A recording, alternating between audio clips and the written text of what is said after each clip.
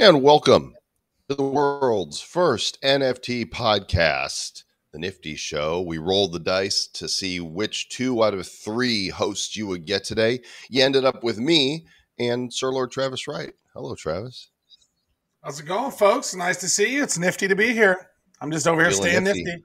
Yep. I could not sleep last night. I got something going on in my throat. And so early this morning, I was thinking about the tweet you made about CryptoKitties and how we were perhaps the first podcast to be talking about NFTs.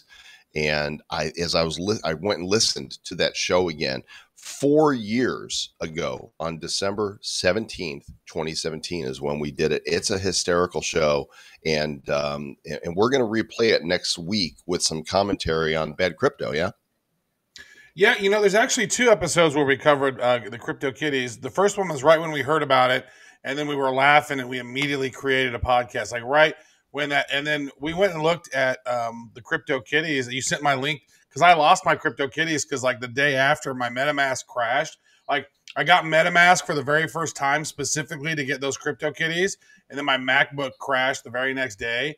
But then you found my address. I guess it was in the show notes or something. And I had my lowest mint one was like number 25,730 of CryptoKitties. Like that's really early. We got in CryptoKitties. So watch for Bad Crypto next week to recap this. It's all nifty stuff. Today, we're going down the rabbit hole with another project called the $1 Million Vault. It claims to be the first NFT project to gamify holding crypto. Let's take a quick look at the video on their website, and then we'll bring our guest on. Deep inside the planet Vaultopia is the 100 Club Vault. It holds $1 million made up of the top 100 crypto coins, with each coin contributing $10,000. We have 9,091 keycard NFTs up for grabs, each valued from 1 share up to a staggering 50 shares of the vault. How many shares will your keycard hold of the 10,000? Join our crew as we journey every 365 days to open the vault. On arrival, you will have 2 choices: to burn your NFT and collect your share, or have it remain inside the vault for another 365 days, up to a maximum of 5 years. So, what could lie in store? Let's do the math. If the vault had started last year in October 2020 and we opened it this year in October of 2021, the $1 million in the vault would now be worth a full $8,212,476.49. That means the vault would have made a minimum of 8 times return, depending on the key card you held. This is the share you would have walked away with. Say 50% of our holders withdrew their share and burned their NFT. This would leave $4,106,238.24 in the vault and only 4,545 holders. Considering October 2020 to October 2021 would have seen an 8 times return on the vault, let's assume year 2 gave us the same return. We all know the crypto market is growing, and the vault would have been worth an astounding $32,849,905.97. So how does this break down for you, the key card holder? Again, what if 50% of the holders decide to withdraw their share and burn their NFT? That would leave $16,424,952.98 in the vault and only 2,272 holders. Let's stick with the same calculations and add another 8 times return. Well, the vault would now be worth a massive $131,399,623.88. Depending on the key card you held, your return would be. And remember, the vault is active for 5 years. With 2 years still to go after these returns, who knows what's possible? Want to find out more about our expedition to the $1 Million Vault? Want to join our crew? Need a full number breakdown? Head over to our website for more. Join our Discord and follow us on Twitter to secure your NFT from the $1 Million Vault. Fun project, interesting project, and we are here talking with the one and only Michael Frumby. Michael, how are you doing over there? I'm doing good. I just want to say thanks for inviting me on to speak about the project. Much appreciated. Yeah, we're glad you're here. So this is $1 million vault, and on the website, as the video had just mentioned, that this is a 100 club vault. It holds $1 million, made up of the top 100 crypto coins, with each coin contributing $10,000, and then you got these different key cards available, which is one share of this. And so this is basically, you hold this card and you hodl it, and then you get a percentage of those cryptos over time. How does this work? So basically, there's $1 million in the vault. Each coin, there's 100 coins, and it's made up of $10,000 investment in each coin. So we've got 6 different NFTs. Each one holds a different share in the vault, ranging from 1 share to the black card, which is worth a massive 50 shares. Once the vault's filled, we close the vault, and then once a year, we open it for 14 days, and that's where holders can decide whether they collect the share or whether they hold the share. After that's done, we just keep going, and it lasts for a maximum of 5 years. 5 years. So this is the ultimate hodl. Oh, this is patience. I mean, I know we're in an age where everyone's into instant gratification, but this is a project where your future self will thank yourself. You know, Gary Vee preaches patience. So no, that's what I got to ask. You know, right off the top, how is this not gambling? Right, outright gambling.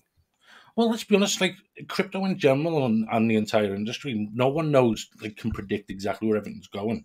Mm-hmm. So when I look at it, it's like, it's proven year-on-year growth, crypto, pretty much. On top of that, we've done the numbers last year, and if we'd have done $1 million vault last year in October to this year in October, the vault would have 8x'd. And that's not taking into account any of the staking that we're going to do or airdrops that might come from all the holdings as well that we do on top. So it's more. I guess let me be more specific with the question. When I see that, you're promising on the website that this is going to be the most valuable NFT collection that you'll ever own, how would the regulatory agencies not go, you're selling a security here, and there's all kinds of hoops you have to jump through?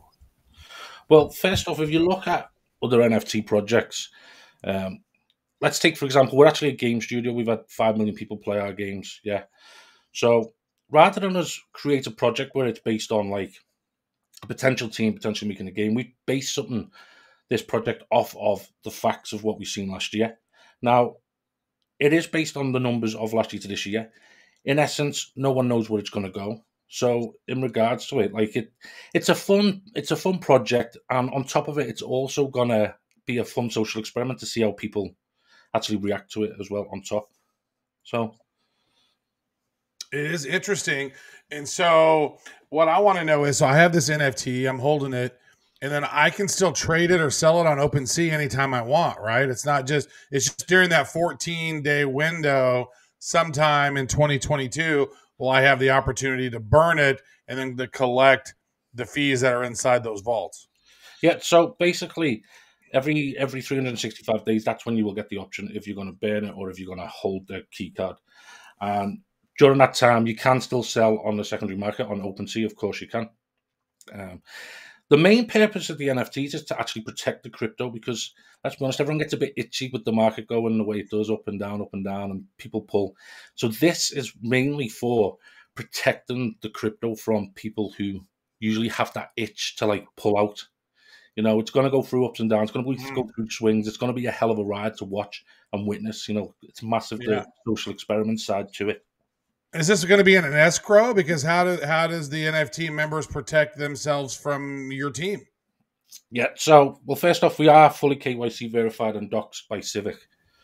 But there's not many projects out there that have gone through all that as we have. And the other thing is, all of the wallets are going to be held publicly on our website, the chip block. So you'll be able to view them directly on the blockchain to see the holding amounts. So you're not going to be heading off to Argentina one day, right? Be like, ha, ha, ha. Definitely not. We're here for the long haul. Like I said, we're a game studio. We've had millions of people play our games. We've had millions of people watch videos of them on YouTube. So we wanted to come into the community with a project that has got, based on the facts of last year, it's got real potential to really have an impact on people in like years to come. You know, who knows where this can go. But most importantly, start building our community and building it around people who like share our vision with like-minded individuals, So, How many total shares are there, by the way? so the $1 million is divided into 10,000 shares, and then that's divided amongst their key cards, 9,091 key cards. So every key card has shares? Yeah, every key card has shares ranging from 1 up to the black card, and there's only one black card that's worth 50 shares. Oh, the black card. So what is the 100 Club vault that I'm seeing on the website? So this is our first vault, and it's called the 100 Club because it's made up of the top 100 crypto coins, excluding stable coins. So another perk to getting in on the first vault is future vaults. 50% of it's going to be reserved for anyone who is a member of the first vault that we mint. There's also some other perks like the first 1,000 wallets that mint are going to get a Nexo Games NFT, and this is going to be a small DAO that's created with the first 1,000 people in it, where we'll share whitelists of future projects we do and stuff like that, So there's a lot there, as well as Tesla we're going to give away. No mint required, just for being in the Discord. So how much are the mint prices then? I'm looking on this. I'm looking to see. So you said there's only one black card? One black card worth 50 shares, yeah. There's a full breakdown on the website that shows how many of each card there is. Okay. Here we go. So you got black, diamond, platinum, gold, silver, and bronze. So I'm assuming the bronze is a 1 share. Yeah. The silver, I'm trying to get it to load. Once you go up from there, how many are in each one? Oh, I see. 2, 5, 10, 25, 50. Okay. And of the diamond, there's 5 of them in there. So let's see, there's 8,725 bronze. So you've got an 87.25% chance of getting 1 share when you buy this. And it looks like the cost for the card is 0.08 ETH. So, right now, what is that for? $300? 280. No, wait a second. So you don't know which one you're going to get? Like you might just randomly get a black one? Yeah, you could get the black one, you get the gold. Oh, shit. I thought you were going to be like, all right, if you want this one, you got to pay way more. Oh, so this is a complete random thing. Like, you don't know which one you're getting. Yeah, that's what makes it fun. That's what, like, the gamification of it. Like, no one knows what they're going to get, Like, I got the black card. I got 50 shares, bitches. Because when we were originally doing it, we were going to do 1 share, but then we were looking at ways of how we could spice it up and make it a bit more fun, and this is why we come up with the concept of adding different cards with different shares. Like in the Discord right now, people are like posting the black card as the sticker. They're like, I'm having this. Right. That would be a hell of a flex, wouldn't it? So 48 hours after the collection is sold out, then everybody will see their key cards and know which ones they have. And then 14 days later, people can burn it or hodl it. And if they hodl it, go ahead. It's 365 days. So we fill the vault, then it's closed for a year. And then you get, once a year, you get the chance to collect or hold, So there's no chance to burn immediately. Like you have to wait a year no matter what. Yeah. Because it's got to appreciate. It's got to be like, it's got to be given a chance to nurture, Nurture. I like it. So are you from Ireland? Liverpool. You're a Liverpudlian. Yeah. My granddad. I was just watching this documentary about George Harrison earlier today. I gotta love the Beatles, man. There's a famous bar here called the Cabin Club, and it's down in the basement, and everyone that goes there writes the name with a pen, on the bricks. And it's just so much history. Yeah, it's amazing. I got drunk as shit there. I got so drunk. I went on this trip. It was so awesome. So I went to I spoke at an event in Bucharest, and then I flew to London. And then I went and saw Stonehenge and then did some London stuff and then took a train to Liverpool, spent the whole day doing the Beatles tour where you go and see all their houses and Strawberry Fields and Penny Lane. And then you end up at the Cavern Club and you get drunk as shit. And it was an amazing experience. I love that. I also love this project here, man. This is a really cool project. It's an interesting idea. I mean, the fact that you're going to get a random one, you can get bronze. You're most likely going to get a bronze, but you might get a silver, gold, platinum, diamond, and God forbid you get the black. That's like essentially getting the most rare NFT in like the rarest CryptoPunk or the rarest, Bored Ape. Like that's a cool mechanism. That's what makes it a lot of fun for everyone involved, because No one knows what they're going to get. And that's that extra excitement, you know. But what's going to be so good to watch about this is how people react. Like the person who gets the black card, will they burn it too early in 1 year and then look back in 5 years to see what it would have been worth? You know, like, will someone... I've never seen an NFT collection where not at least one person hasn't had theirs up for sale straight after mint. Will people actually do that? Even if they burn it, they get the crypto. So, Yeah. you know, unless they sell that crypto, they haven't lost anything, right? But if they, I mean, it basically, you're just redeeming your crypto, and then you can decide whether or not you're going to still hodl that crypto. Yeah, but it's taken away from us then because you've been given the crypto. The reason we ban the key cards is to stop someone using a card, collecting a share, and then selling it again on the secondary market. So we know the wallet that's burned it, and that's the one we can ensure gets paid. I have a hole in the theory question here. Yeah. So there's $10,000 worth of 100 cryptos. How in the hell am I going to get the cryptos when there's like, what, I got to have 100 different wallet addresses or what? No. So we're going to build the vault, put it together, put all the public wallet addresses on the website so you can see. You're actually going to be able to track the vault live as well on the website, where you'll also be able to see a breakdown of how much each card is currently worth. Then if you do decide to collect at the end of, like, say, the first year, we have it open for 14 days. By the end of the 14 days, we take account of all the shares that I've collected, and that'll be taken out from each crypto, and then it'll be sent in Ether to the wallet. You send out ETH. Got it. Okay. Yeah. Makes sense. You also have here on the roadmap that 100 cards are being held for charity.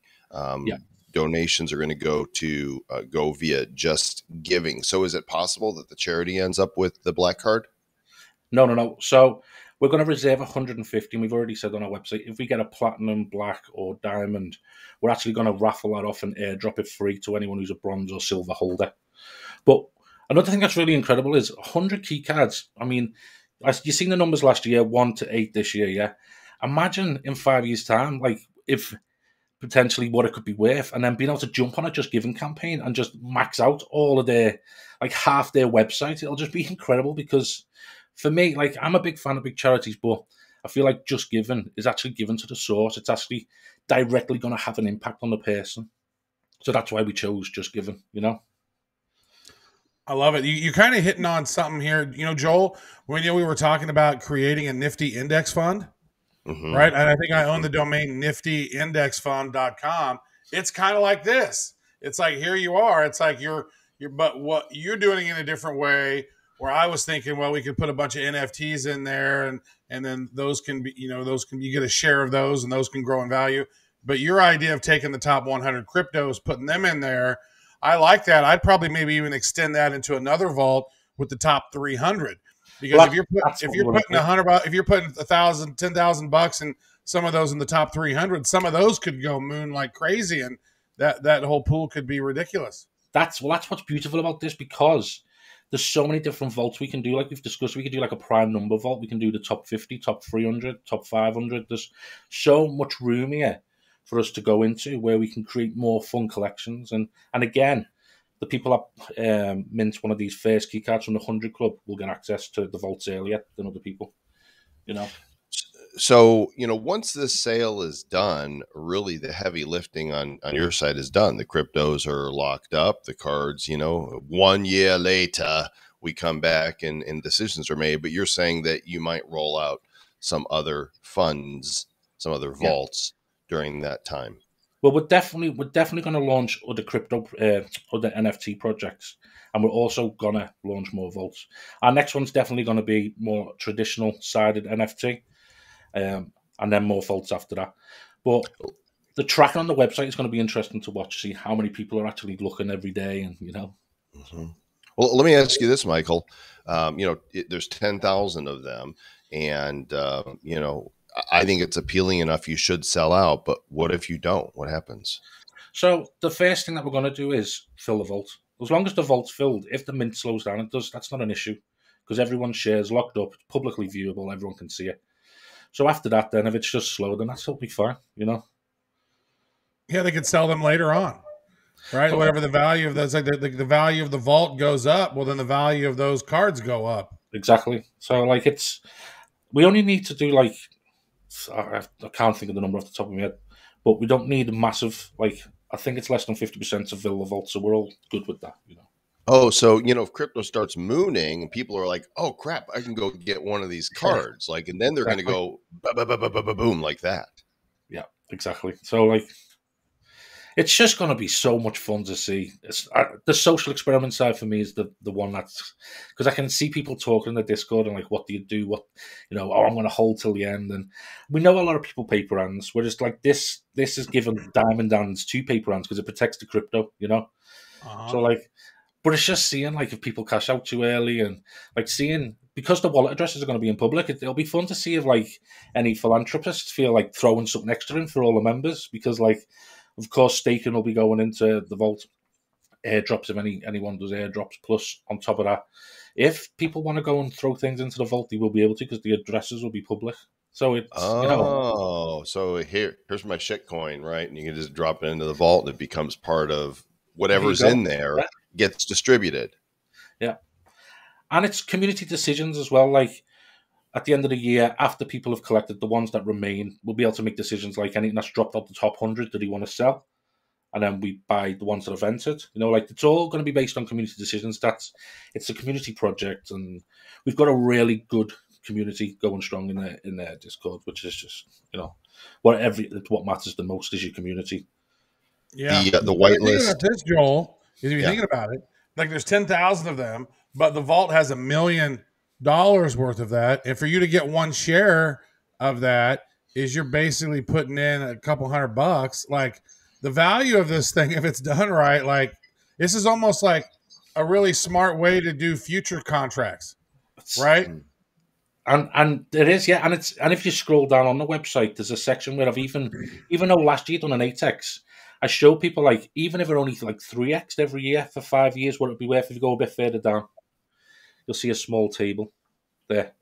So even if it only like 3x or 4x or 5x, that would be your returns, Like, even though you've done the 8x, it doesn't matter if it doesn't do that. The returns are still like, This is really clever. I knew you were onto something. And plus, the artwork is really cool. Like, you did a really good job with the cards themselves. So the whitelist sale starts on the 17th of December at 6 UTC. The public sale, 18th of December at 6 UTC. $1,000,000vault.io. We'll look forward to getting our hands on some cards. And Michael, we wish you guys the best success. And I really appreciate you having us on. Like, I've been excited to get on here and talk to you guys, and I've actually just really enjoyed talking about it because I've got an incredible team. One of the team working on the cards was actually in hospital, and I'm like, just leave it, rest. And she's like, no, sending me pictures of her in the hospital bed. And I'm like, no, don't. Like, everyone in our team, because we make games, we're really aligned, and we're all fueled on passion, Mm-hmm. So. How long until you guys are going to be doing blockchain gaming and NFT play to earn metaverse stuff? So I did do a tweet on this. I did actually do a Twitter thread on why we decided not to do a blockchain game. And I think the tech's too new to actually commit to something that's going to take potentially 2 years. Like I think we need to, personally, from our standpoint, we want to actually see where it starts to go before we actually commit to because building a game is a massive project. You don't want to get a year in and then have to try and rework and port, to be able to make it compatible on another platform. Mm-hmm. So for us, it's a bit too early yet to go out there. We want to work on something that we can deliver on. We can deliver on this. A game with the way it is, I don't feel comfortable enough that we could actually do that yet. Give me my black card. Hell, I'll settle for a diamond. I mean, it all looks good. All right, Michael, thanks a lot, man. We appreciate you. Oh, thanks for having me on. Take care, everyone. Thanks. Trav, this is some sweet stuff right here. Yeah, I like this one. I typed in my email there to be whitelisted so I can snag some. I definitely want to get a few of these things. This is one of those ones where it makes sense to be like, wow, it's like, when you buy some of these NFTs, you have no idea if the value of this thing is going to maintain itself or if it's going to tank or if it's going to moon. This one right here, you can almost be like, all right, this is almost like, it feels like as sure of a bet as possible for getting onto an NFT that this thing is going to, at minimal, maintain the value you put into it, if not 10, 15, 20x over time. Right. It's backed by more than a piece of art. It's backed by actual crypto. So we will be keeping an eye on it, and hopefully you guys are keeping an eye or an ear on us here at the Nifty Show. We'll catch you on the next episode very soon, maybe even sooner than you want to. Like, can you guys go take a break already? No, because we're always going to tell you to keep it nifty. Looking into the future, what do we see? It's lined with digital collectibles, we call them NFTs. Games, trading cards, digital art, and those crypto kitties. Joel and Zach are the hosts, you'll know. Joel and Zach say this will blow. They're locked and loaded, so ready, set, go. It's the Nifty, really kind of spiffy. The Nifty Show.